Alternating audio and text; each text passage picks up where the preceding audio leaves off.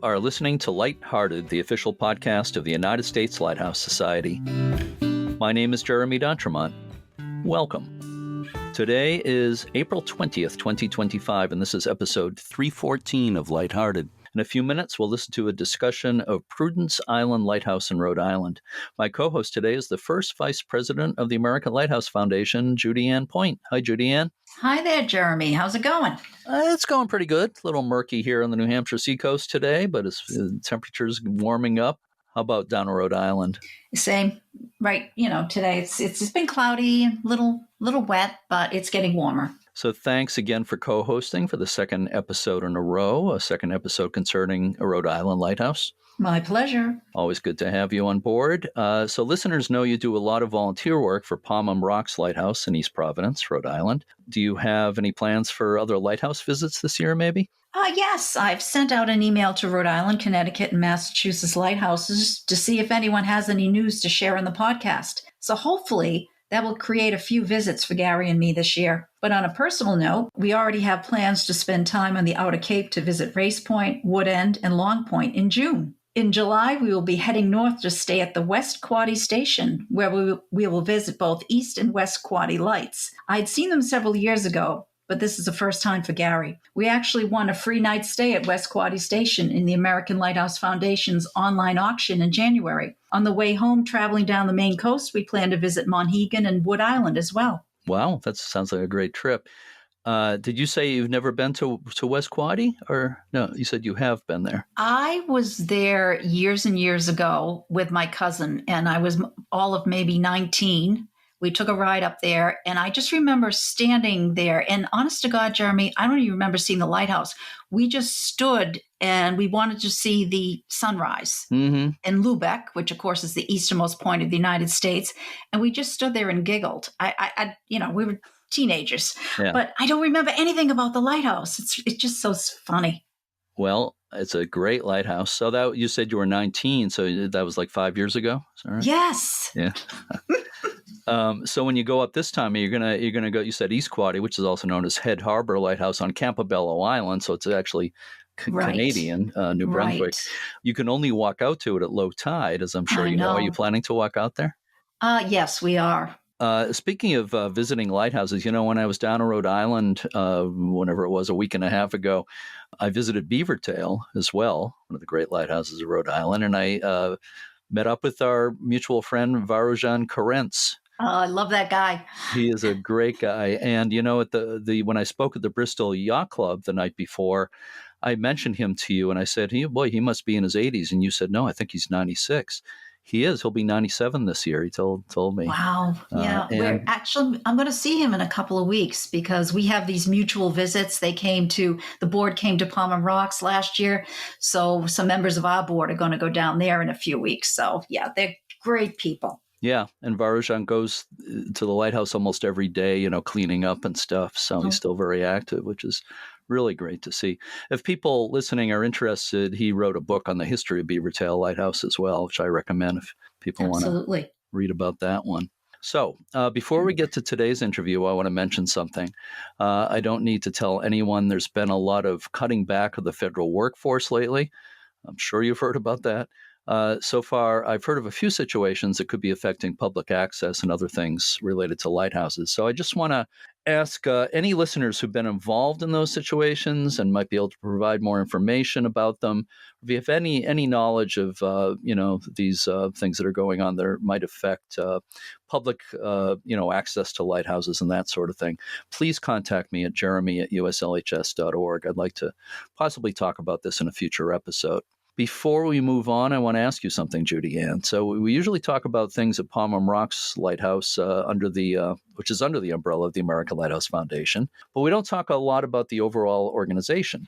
You are now the first vice president of the American Lighthouse Foundation. I'm wondering if you might have anything to report about the organization. Sure. I have to say that Bob Trapani, ALF's executive director, and his wife, Anne Marie, the associate director, are two of the most passionate lighthouse people I know. They work incredibly hard to preserve not just the lighthouses that are in the American Lighthouse Foundation, whether they be in the chapters or affiliates, but they're interested in creating opportunities to preserve lighthouses everywhere. They've been tackling such issues as lighthouse insurance, storm mitigation, and supporting the building of more resiliency into these iconic light stations. ALF was also instrumental in having all 66 of Maine's lighthouses collectively selected as one of the World Monument Fund sites. The WMF is an international organization that aids historic sites that are threatened, and they're one of the leaders of historic preservation. ALF, along with the Maine Preservation and Ford Reiche's Presumpscott Foundation, have given Maine's lighthouses a chance to leverage more funding and obtain resources needed to recover from storm damage and to build in resiliency. So yes, the Trepannis are very busy people who love what they do, and we have very interesting people on the ALF board. I really feel honored to be there. Yeah, well, I think it's a great fit, and you're lucky to be part of that, and they're lucky to have you on the board. As you know, I was president for a number of years, and I was involved with the American Lighthouse Foundation going back to the 90s.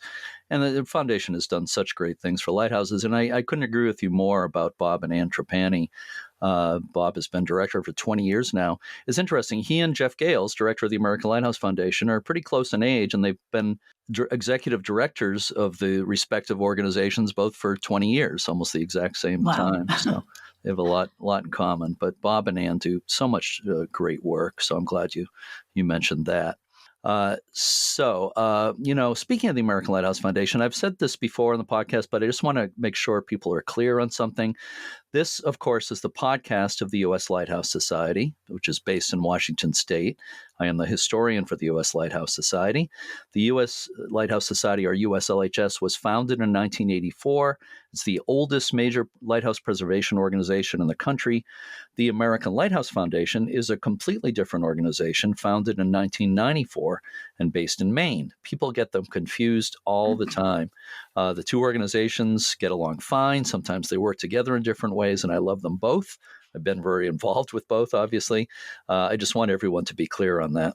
Yeah, and I have the privilege and great fortune to volunteer locally on the board of Friends of Palmer Rocks Lighthouse and in the larger lighthouse preservation arenas of the American Lighthouse Foundation and the USLHS. I feel that all these organizations work together seamlessly because we all have the same goal, to preserve lighthouses for their beauty and their legacy for generations to come. Yep, it's a team. We're all part of a team, for sure. So, Judy Ann, please help me introduce today's interview. All right.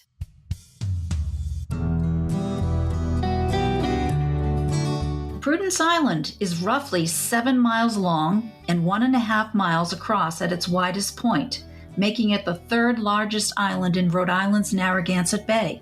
19th century ship traffic was heavy between Prudence Island and Aquidneck Island, about a mile to the east. Steamship interest petitioned Congress for a lighthouse in 1850. The local lighthouse superintendent suggested that an 1823 lighthouse on Rhode Island and Newport could be moved to Prudence Island, saving the government the expense of building a new one. The lighthouse on Rhode Island had been unused for several years. In the fall of 1851, the 25-foot-tall stone tower was taken apart and moved to the northern tip of Prudence Island, where it was reassembled piece by piece. A new cast-iron birdcage-style lantern was installed, and a 6-room keeper's house was built close by. Prudence Island Light Station, or Sandy Point Light as Islanders know it, was always a family station with a keeper and family living on the site. The longest-serving keeper was Martin Thompson, who was in charge from 1905 to 1933. One of the worst lighthouse tragedies in American history occurred on September 21, 1938, when the keeper's house on Prudence Island was broken apart by the winds and waves of the worst hurricane in recorded New England history. Of 6 people who were in the keeper's house at that time, only keeper George Gustavus survived. Along with Gustavus's wife and son, the victims included the former keeper, Martin Thompson. The nonprofit Prudence Conservancy was founded in 1987 to protect and preserve hundreds of acres of land on Prudence Island for current and future generations to enjoy. From the time of the Conservancy's founding, volunteers helped to maintain the lighthouse. An official license agreement was granted by the Coast Guard in 2001, and last year, ownership of Prudence Island Lighthouse was transferred to the Prudence Conservancy under the guidelines of the National Historic Lighthouse Preservation Act. Prudence Island is reached by taking a public ferry from Bristol. I took the ferry during my recent visit. I got onto the island for my second time ever. The first time was about 25 years ago, maybe 24. I think it was 2001. It's one of those places where you feel like you're a million miles from any crowded cities. Something about islands, I don't know what it is, but it's really not that isolated, but you really feel like you're away from civilization. I was accompanied by Barbara Petroselli of the Bristol Yacht Club, who was also responsible for me speaking at the yacht club the night before. We were met there by Ray Jenness, the chairman of the Prudence Conservancy. Ray gave us a tour of the lighthouse and took us into the Historical Society's museum. And joining us for the interview was Joe Bains, who is the Prudence Island historian. So let's listen to my conversation with Ray and Joe now.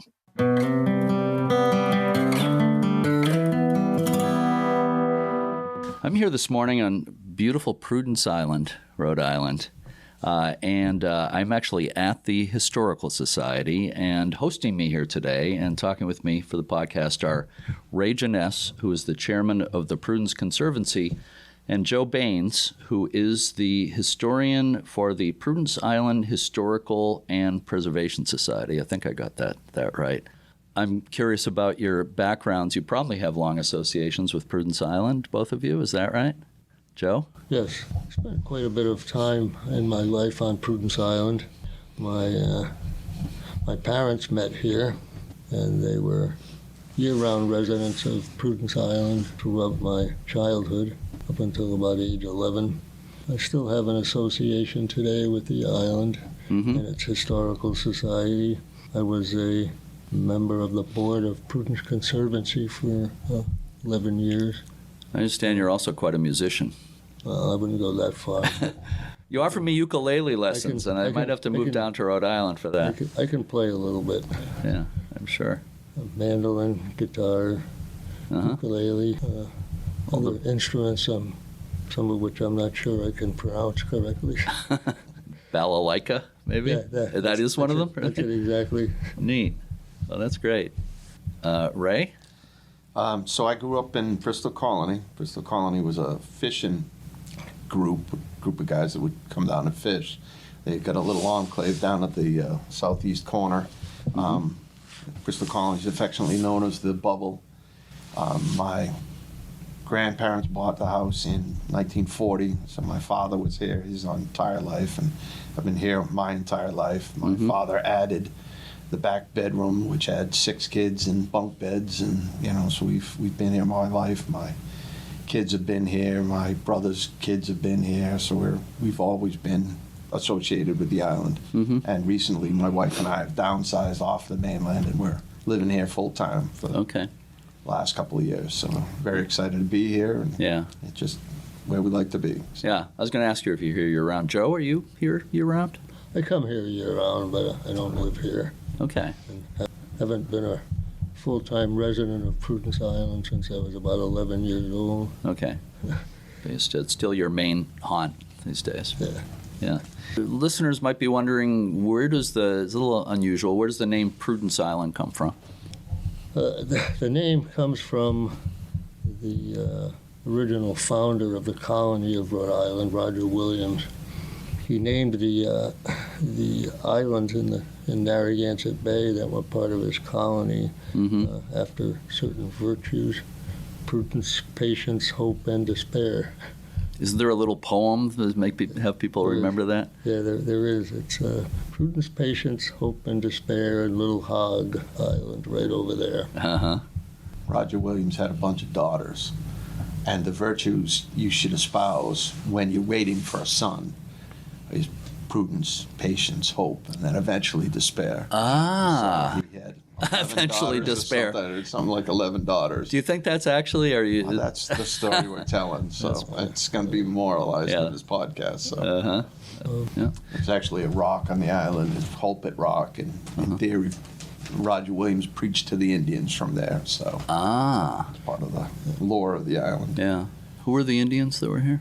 Would have been at that time the Narragansett tribe. Well, that makes sense, yeah. So how big is the island? And part 2, how many people live here? Island is about 7.5 miles long, and in its widest part, which is right about where we are here, it's a little over 1.5 miles wide, I think. And Kind of looks like a big fish or a whale. Like a whale. From the south, it's been described as. Mm-hmm. And there's maybe a couple of hundred people year-round, something like that? Depends on the year. Yeah, it varies from year to year, depending on what the last winter was like. Yeah. The previous winters have been like. Yeah, you get like many, many more people in the summer, right? Yeah. Peaks around weekends. And peak weekends, there might be 4th of July. 1,500. It's changed. I mean, the island has changed an awful lot, character-wise, over its history. You know? Sure. The Indians were here, and I bet you there were 1,500, in the summer, right? Right. And then it would go off, and then there was a farming community here, and they never went anywhere, so they were always on the farm. And, sure. But, During the golden age of farming on Prudence Island back in the 18th century, from 1730 or so up until the time of the Revolution, there were probably over a couple of hundred people here whose business was mostly farming. Yeah. Yeah. So does the island have any notable military history? what about the Revolutionary War battle? We did have one during the Revolutionary War, there was a little bit of activity, and some farmers on the island at the time who were part of a militia, a second trained band of militia, they were called. There were also some island residents, probably not good to name who they were, but they were involved in the burning of His Majesty's ship, the Gaspee. Okay. And speaking of burning, didn't the British burn houses on the island? Yeah, the British destroyed nearly all of the residences on Prudence Island. Mm-hmm. They left one standing, and they mainly did that and extended some compassion to a group, a family that was mostly blind people. Another interesting thing is there still a one-room schoolhouse here on the island? The schoolhouse is here. It's not an operating schoolhouse right now. They ran out of students. Okay. It's changed, just depending on the needs of the community at the time. Yeah. So. Sure. I went to school there for a number of years in the 50s. I like to tell people that the happiest 6 years of my life were the time I spent in kindergarten at the Prudence Island School. The happiest 6 years. So this is probably a question for you, Ray. What is the Prudence Conservancy? Prudence Conservancy is a 501c land trust. We're involved with the National Land Trust Alliance. Really, our main focus is the sport of land conservation, either through ownership, easements, or stewardship. But it's an all-volunteer organization, and together with our partners, we've saved 85% of the island from development. So it's been a wonderful success story. Mm-hmm. The reality is it's far more than that. So we have volunteers that maintain trails through the island, 8.5 miles of trails. We have volunteers that maintain the farm, which is our community farm. There's orchards and berry picking. There's a community garden. There's a disc golf course. We actually own 2 disc golf courses on the island. Oh, really? Huh. It hosts a community center, and we have camps for kids in the summer. We have a theater camp, and they put on a play every year. Cool. So the Conservancy is an awful lot about the volunteer and about whatever we can do to maintain the island. Yeah. A couple of years ago, we renovated the steamship wharf on the west side, and people kept asking, "Why are we doing it?" Because we can. It's history. What's the commercial benefit? We don't have any. We just like watching the sunset from there. I don't think there has to be commercial benefit to everything that's worth doing. No, and we had a gentleman on the island who was familiar with heavy machinery and picked up the rocks that were there and just reassembled them. Yeah, it was a great day. So. And now we officially own the lighthouse. Right. So, fun never stops, as it were. Yeah. So we'll talk about the ownership of the lighthouse a little more in a while, but the Prudence Conservancy sounds like such an important part of the fabric of the island here in many ways. And it's So I go to these land trust rallies, and we talk about it, and a lot of people do great things. And out west, they get saving 20,000 acres, but because it's an island, there's a volunteer base, and we divvy up the volunteers for what they like to do, and we try to encourage people, if that's something you want to do, go ahead and do it. Let's figure out how to get the money and how to do something. This steamship wharf was, it'd be really nice to be able to do this. Well, what are we going to do it? We had to get the engineering and the permitting and a giant crane. Yeah. How hard could that be, right? So it worked out great. That's great. That is really good. The lighthouse, I believe in, official documents and in books and stuff, in my experience, it's usually referred to as Prudence Island Lighthouse. But I think on the island here, do you call it Sandy Point Lighthouse? Typically, the people on Prudence Island refer to it as Sand Point or Sandy Point Light, but officially it's Prudence Island Light, and there's no such place as Sand Point on Prudence Island. Officially, that's Sandy Point. Mm-hmm. I've definitely seen it both ways, sand and sandy. I had to get a picture, and I had to get a plaque, and I said Sandpoint Light on it, and the people who were making the plaque said, no, that's not right. So I had to switch it to Sandy because they wouldn't make the plaque for me. So if you Google Lighthouse Prudence Island, I think you see both Sand and Sandy Point. Right. Yeah, so I wasn't quite sure what you call it here, but.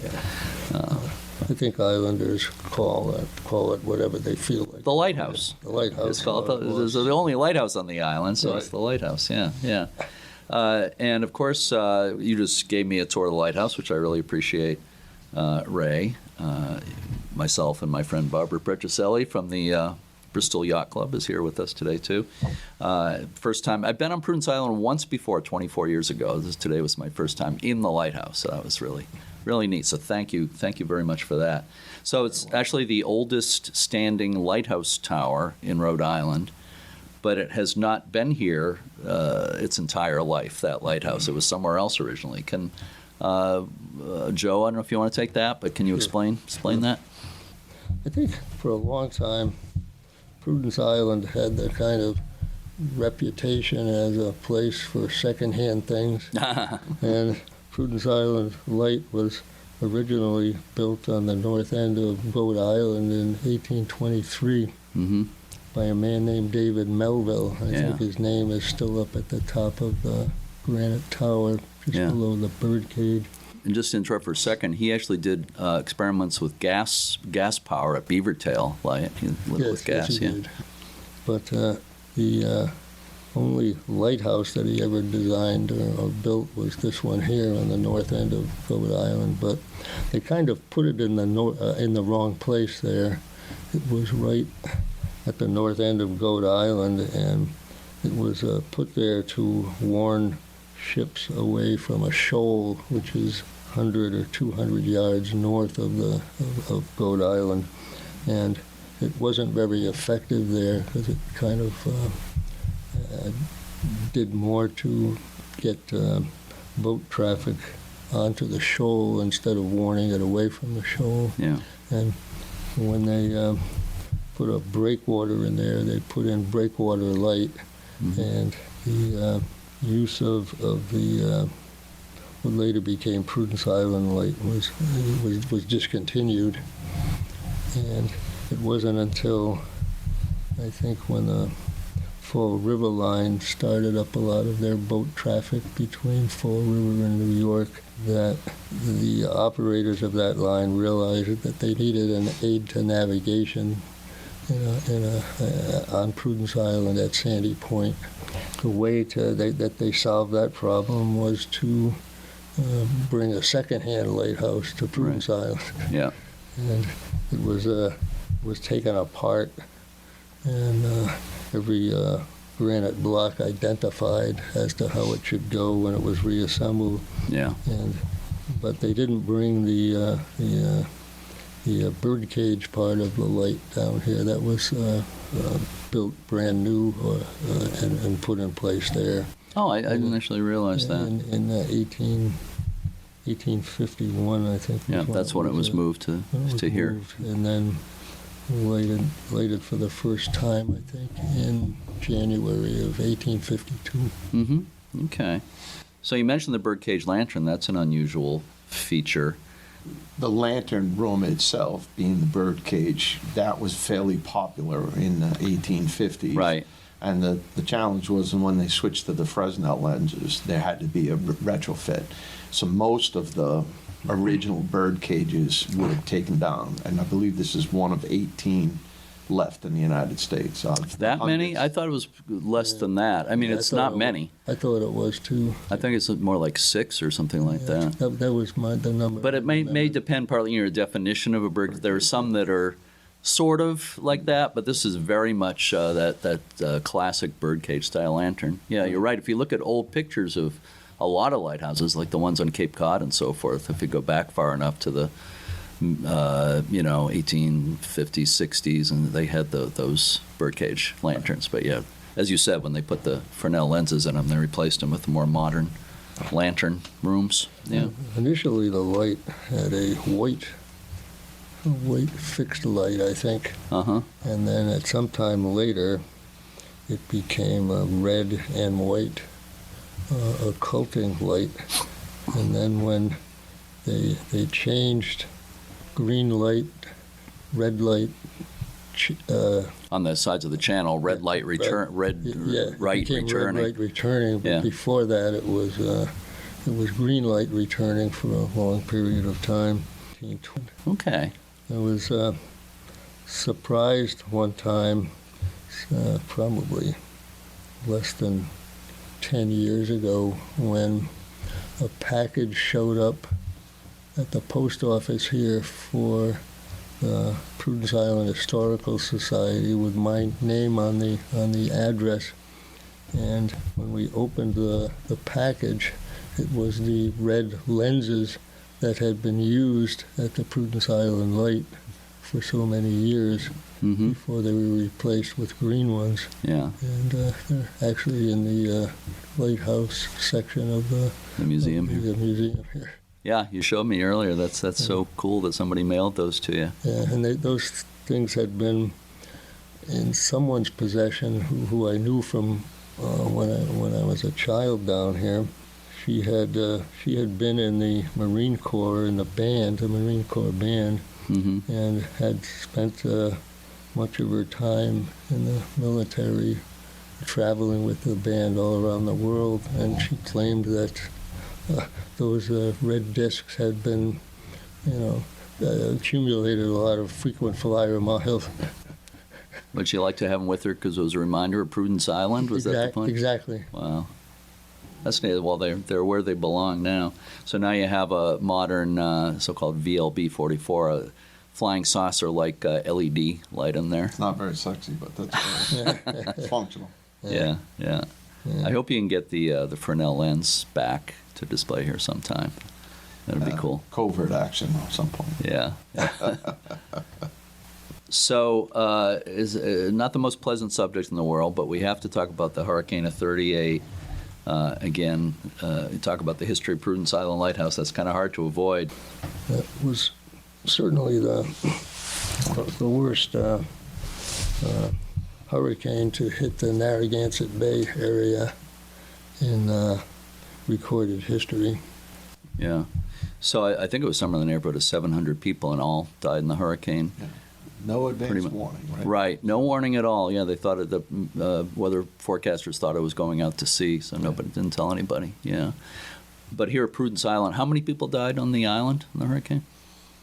A total of 6. Yeah.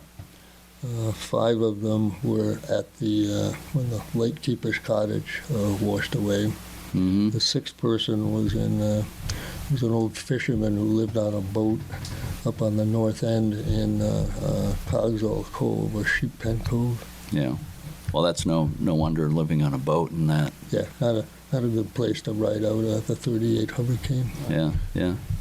So it's quite a story that happened at the keeper's house, and I don't know if you want to say a bit more about that, but I know that that former keeper we mentioned earlier, Martin Thompson, was one of the people in the house at the time. Yeah. Yeah, he actually had a house right across the street from our museum where his great-grandson lives today. Mm-hmm. And he had ridden out so many bad storms in that lightkeeper's cottage that he thought it would be a safer place for him to be in during the hurricane. He sought shelter there with the current keeper,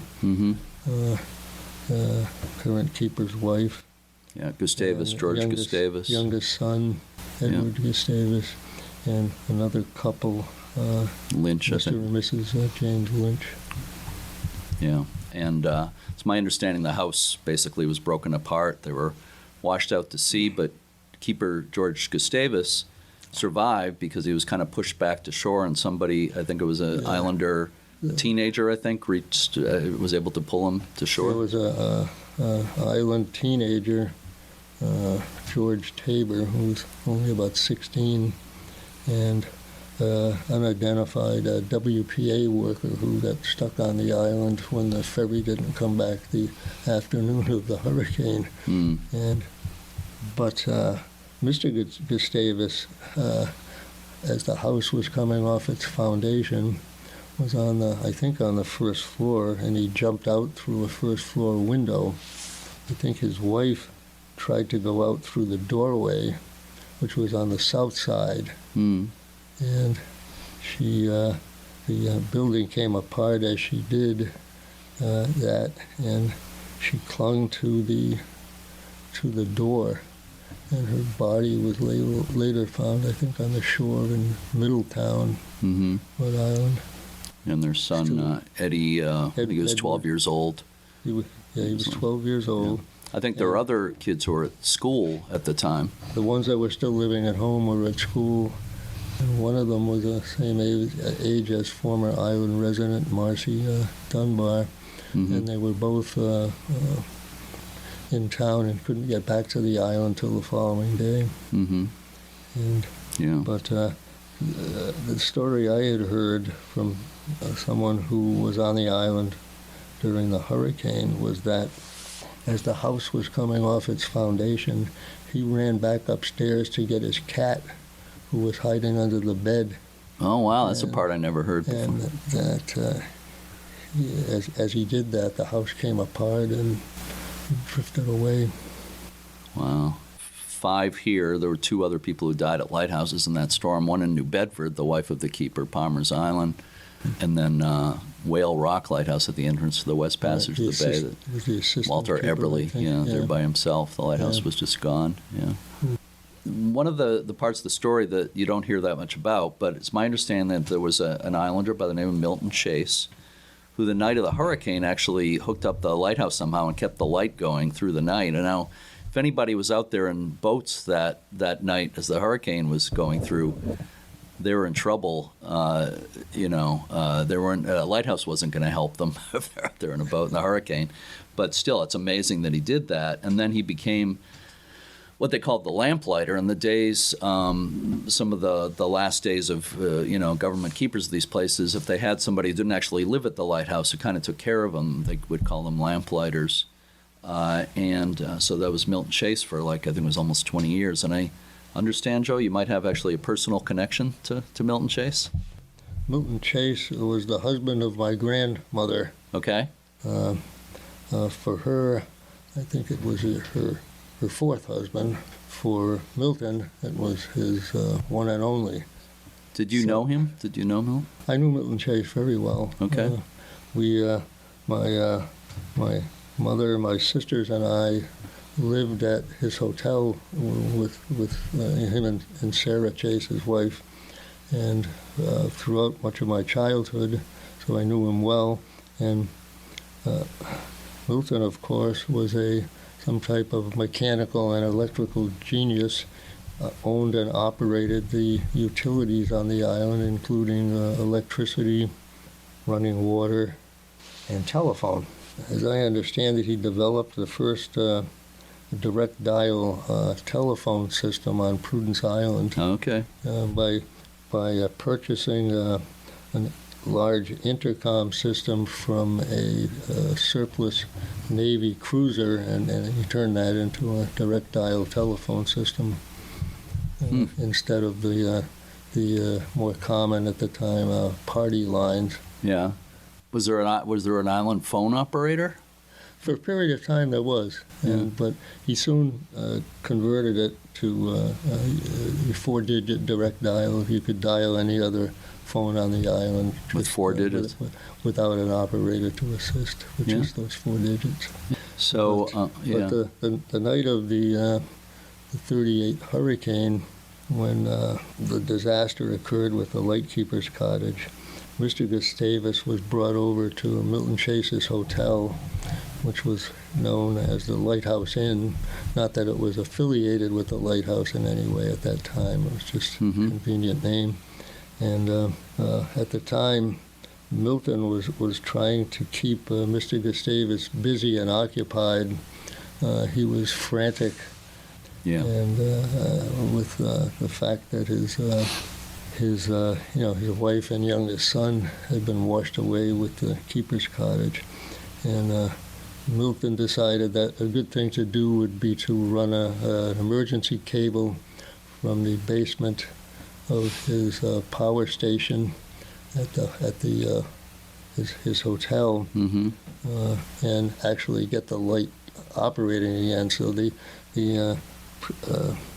Prudence Island Light was electrically illuminated for the first time the night of the hurricane. Night of the 38 hurricane. Wow. That's in the tradition of the lighthouse. I mean, he wasn't part of the lighthouse service at that time, but it's kind of in the great tradition of the lighthouse service. That light is on sunset to sunrise no matter what. The idea of having that light on, it was just something that's what you do. Milton was named the lamplighter, or emergency keeper, I think, that night, and then later the lamplighter. Yeah.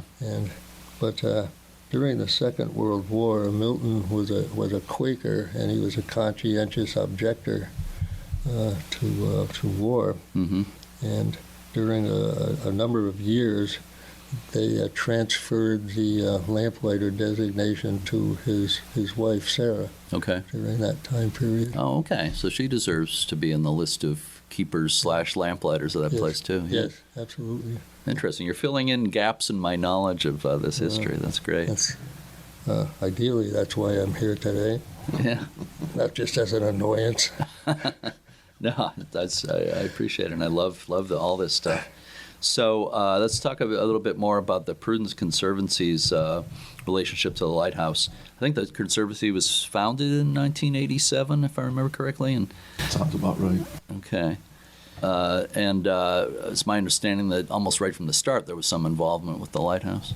So the Conservancy was founded as a direct response for the possibility of condos going up on the property near the inn. So a group of islanders got together and created the 501c and made sure that development never happened, and it goes on from there. The lighthouse itself was transferred to the American Lighthouse Foundation. Yeah, or license, just to clarify that. It wasn't ownership, but yeah. Maintenance. I was on the Conservancy board when that happened. And there was no real public input. And Marge Del Papa, who lived across the street, was just beside herself that somebody else would own the lighthouse. So she started or take care of it again, not own. But Coast Guard still owned it. Right. Marge was outraged by that.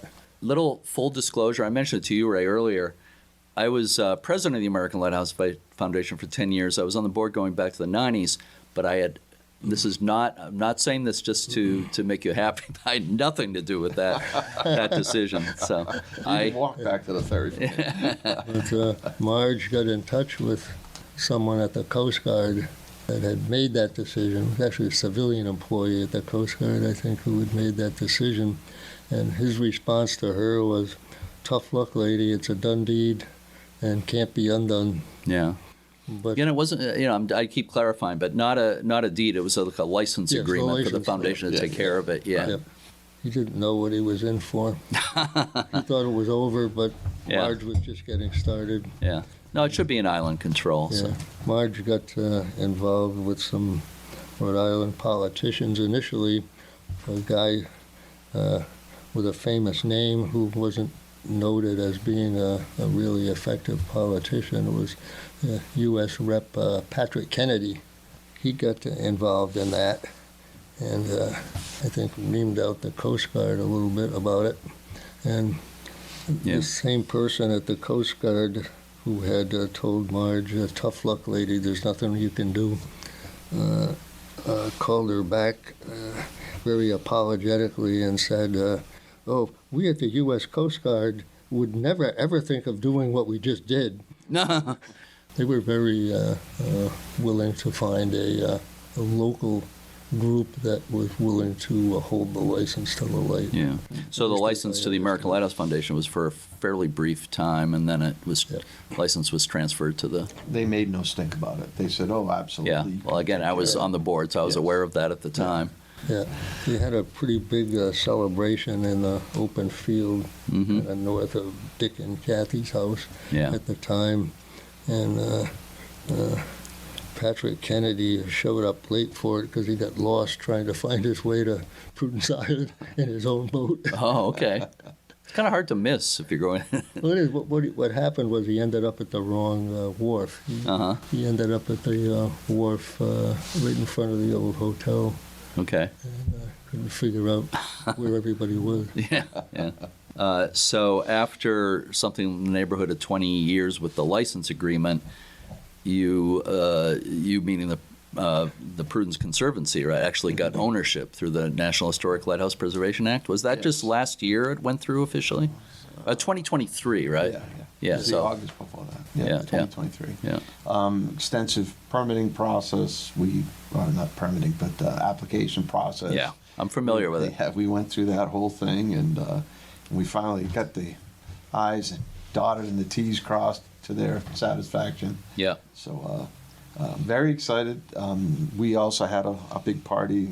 Senator Reed came down, and Senator Yuzufuji came down, and we had a big open house. I had a cap and a pipe, and I played it up, and we served a little story, this is the lighthouse. Projo came down, and we were on the front page of the Projo, and so that's been fun. Projo meaning Providence Journal for listeners in other parts of the country. Sorry, Providence Journal. So it was fun. I just, and continues to be fun. Although there's a lot of work that goes along with it, right? When it was our maintenance agreement plus the Coast Guard had it, we weren't opening it a lot. Yep. Part of the requirement now is opening it, right? And just full disclosure, somebody's got to be there to open the door. So that takes time, and who's got the key, and so. But it's fun to show it off. It's real fun. We've already started our capital campaign. I've got mugs and T-shirts and sweatshirts at my house, and we're starting the grant writing process, and we've gotten the budgetary estimates in. We've had the engineering mostly done, and so we're ready to keep moving. It's just everything takes a little bit. Oh yeah. So it's sure. Everybody works full time. It's an all volunteer thing. So pretty exciting though. I understand you've had Keith Lescarbeau, who's a contractor who's worked on, I think, maybe most of the lighthouses in Rhode Island at this point, done some amazing work. He's come and looked at it. Is that right? Yeah, and he helped us develop the budgetary estimate. So it will be the basis for the RFP that goes out. Yeah. And any of the grant writing we do, we're going to use that as the basis, right? Mm-hmm. So he had helped us when we originally got it, but there'd been several years we needed to redo it. So, but he's very much looking forward to being involved, whether he wins the award or not. He's a super nice guy. Wins the contract. Yeah, he just wants to see it preserved and well taken care of. And the whole idea is to go top to bottom, make sure it's good for the next 100 years. So we're very excited by it. Yeah. You got the right guy to look at it there, Keith Lescarbeau. Hopefully we can get the funds in place and move it forward. Right? Yeah. So. Well, again, it's not, I wouldn't call it a majestic lighthouse. It's not like Cape Hatteras or something, a 200-foot tall lighthouse. Yeah. But it's unique, and it's very historic, and it should be preserved. So And very manageable. He thought it would be a nice little side project for him. Mm-hmm. So. Yeah. So do volunteers like yourselves do? I think there's been a lot of cleanup and stuff like that around the lighthouse over the years. Yeah, so, I mean, obviously the grounds are maintained, and we've painted it a number of occasions. And, once in a while a couple will say, hey, can we paint? And we'll give them the key, and they'll go and paint. Mm-hmm. The last couple that we had, he couldn't bend down and she couldn't put her head up, so they switched. They both had accidents, and one couldn't reach up and one couldn't reach down. So Good team. Yeah, so they were a great team. And They use like rollers on long poles and stuff like that? well, for the most part, they were inside, so they were on ladders and stuff like that. Okay. We painted it several years ago. That was a professional job. Did that one, but yeah, we've had. You're talking about the inside. That couple painted the inside. Yeah, Is that right? the cupola and stuff. Okay. But for like the outside, we've had groups of guys come down with ladders and paint it. And last year, my sister and I had to scrub brushes, and we were out cleaning the moss off it, the mold off the side. And, so we are looking forward to the capital restoration project and then getting back to maintenance after that. So it'll look a little needs of attention, but as soon as we go through the big project, it'll be pristine, and then it'll be, all right, let's go in and clean up whatever we find and paint it periodically. So. Yeah. You mentioned opening it. I imagine you get occasional lighthouse nuts like myself asking if they can come out and get in. But are there any thoughts opening it beyond that sort of thing? We do public tours on prearranged basis, right? So the American Lighthouse Lovers or New England Lighthouse Lovers, known as NEL also. Yeah, NEL. They called me up and said, hey, can we come down?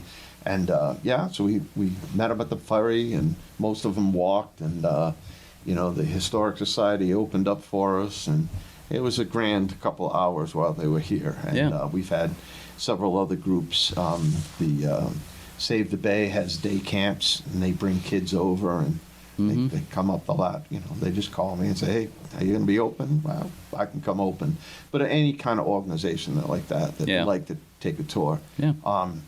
The last time the New England Lighthouse Lovers came down, we had a line out the door, and people, they don't all know each other. They're different chapters, right? And one of the girls is like, so where are you from? Oh, I live over there. The house, it's never been open before. I was just standing in line because I could go up it. Snuck in, yeah. So. Yeah, that's great. Yeah, no, it's great. So. Yeah.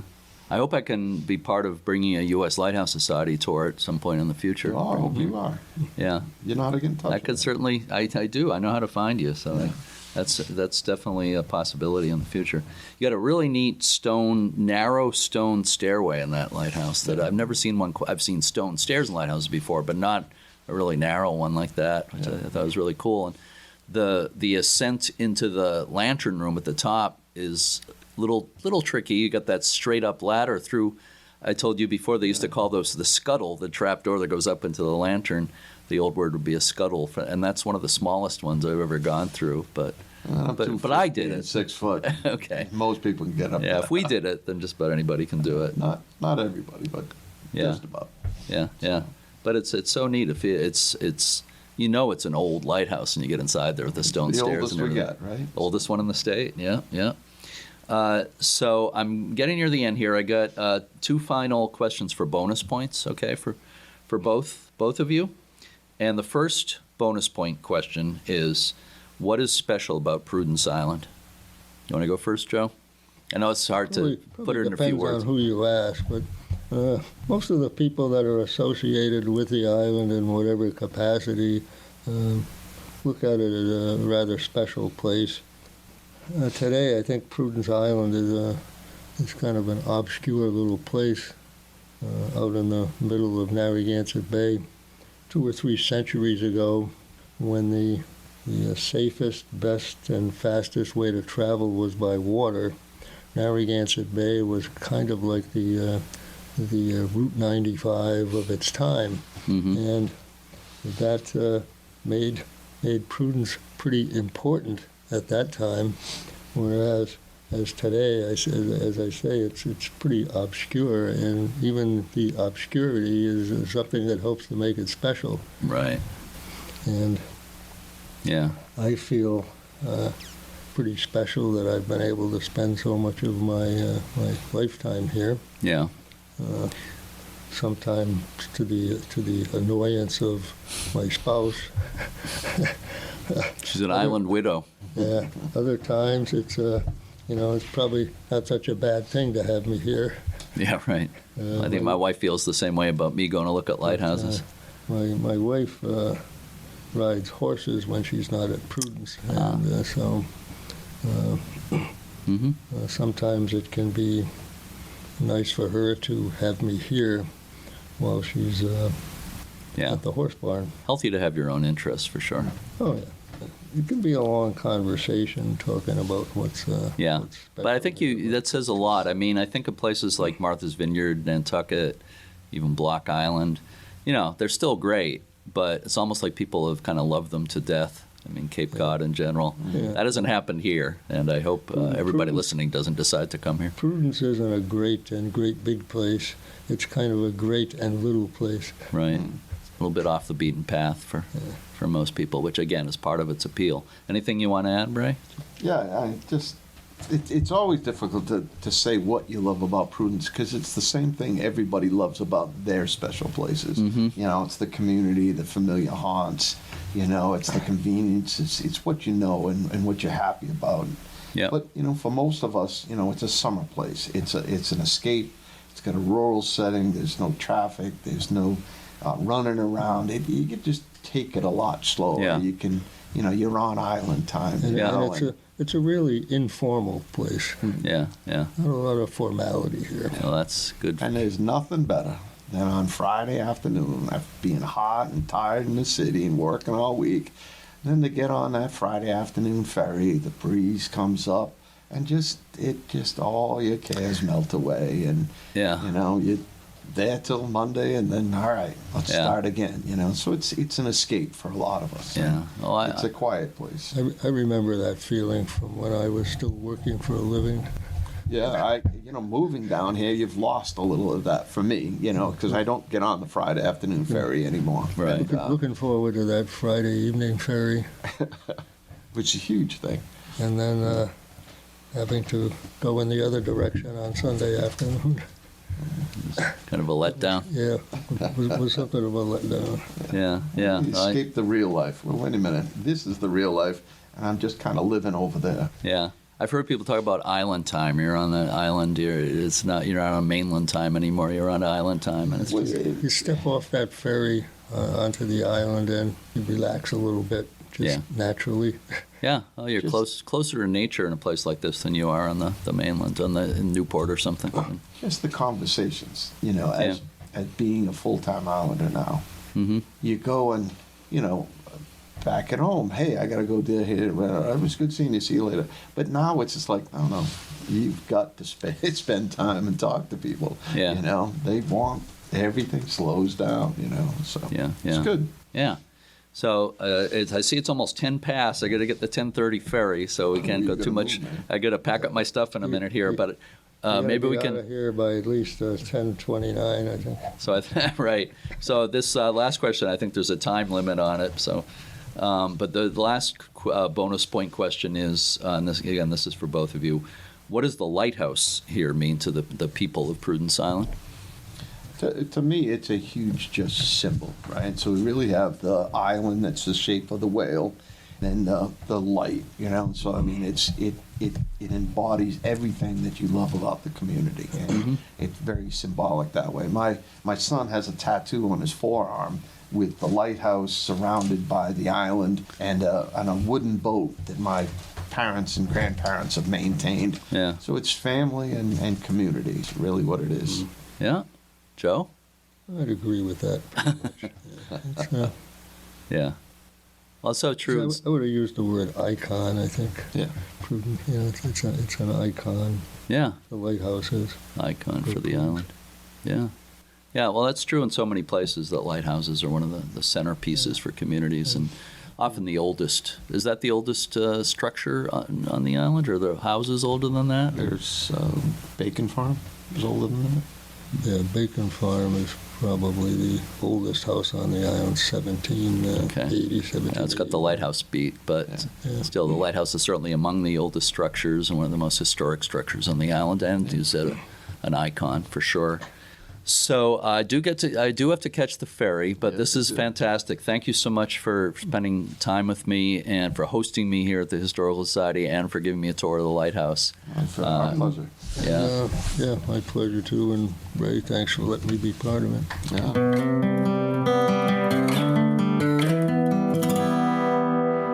To learn more about the Prudence Conservancy, check out prudenceconservancy.org. The organization has protected more than 800 acres of land on the island for the enjoyment of the public. By the way, parts of the 2012 movie Moonrise Kingdom were shot on Prudence Island, including one of the Conservancy's properties called Baker Farm. Yeah, parts of that movie were also shot at Conanicut Lighthouse in Jamestown at the northern tip of Conanicut Island.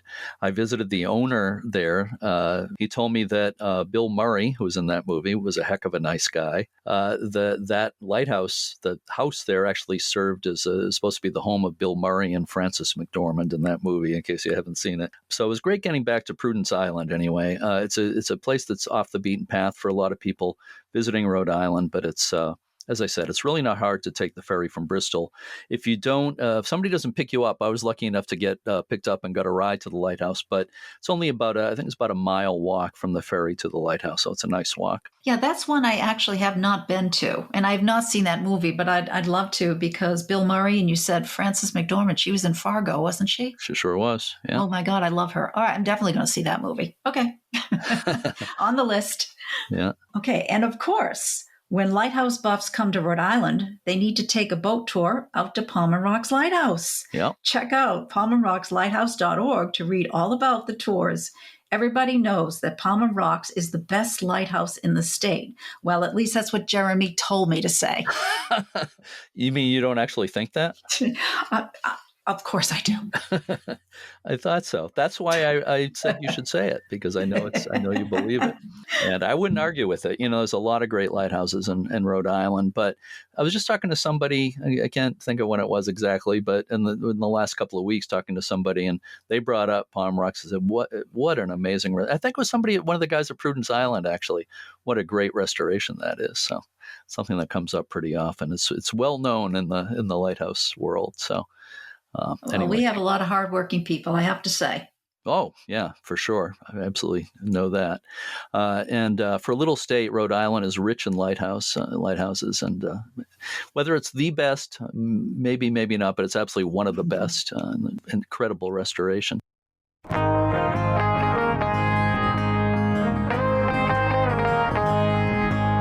So I want to remind our listeners to check out uslhs.org to learn more about all the things the U.S. Lighthouse Society does, including preservation grants, the research catalog, and the quarterly journal. Please consider a donation or membership to help support everything the Society does, including this podcast. Judy Ann, thank you again for co-hosting these last 2 episodes. It's been a pleasure, as always. Hey, it was a fun doubleheader talking about fellow Rhode Island lighthouses. And in truth, they're all my favorites. Yeah, for me, whatever lighthouse I'm at or talking about or photographing or whatever it might be, that's my favorite lighthouse. So there you go. Hard to pick one. We will be back in 2 weeks. Until then, to all our regular listeners and our new ones, thanks so much for listening, and keep a good light. Let it shine, let it shine.